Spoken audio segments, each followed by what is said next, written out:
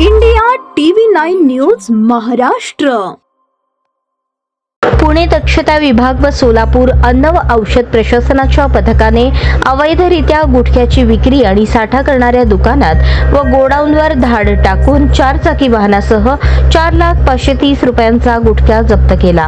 या प्रकरणी अन्न सुरक्षा अधिकारी उमेश भुसे यांनी दिलेल्या फिर्यादीवरून अनिल मस्के, अक्षय मस्के, किसन लोणारी, महेश गोडसे व पुरवठादार बिपिन तेजवानी यांच्या विरुद्ध सांगोला पोलीस ठाण्यात गुन्हा दाखल करण्यात आला आहे। या गुन्ह्यातील सर्व आरोपींना अटक होईल का याविषयी सांगोला शहरवासियांमधून संशय व्यक्त केला जात आहे।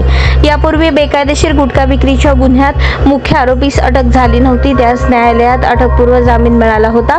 त्यामुळे गुटख्याच्या या गुन्ह्याअंतर्गत आरोपींना अटक करावी अशी मागणी होत आहे। याबाबत अधिक माहिती अशी शुक्रवार 2 मे रोजी पुणे दक्षता विभाग आणि सोलापूर अन्न औषध प्रशासनाचे अन्न सुरक्षा अधिकारी बालाजी शिंदे, अन्न सुरक्षा अधिकारी प्रशांत गुंजाळ, अन्न सुरक्षा अधिकारी उमेश भुसे, नमुना सहाय्यक श्रीशैल हिटनहळ्ळी यांच्या पथकाने अनिल मस्के यांच्या मस्के पान शॉपमध्ये धाड टाकली।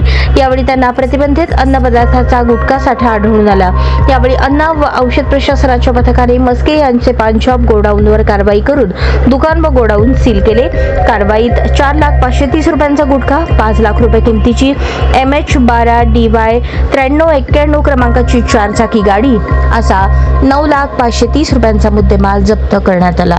या प्रकरणी अन्न सुरक्षा अधिकारी उमेश भुसे यांनी दिलेल्या फिर्यादीवरून अनिल मस्के, अक्षय मस्के, किसन लोणारी, महेश गोडसे व पुरवठादार बिपिन तेजवानी यांच्या विरुद्ध सांगोला पोलीस ठाण्यात गुन्हा दाखल करण्यात आला आहे।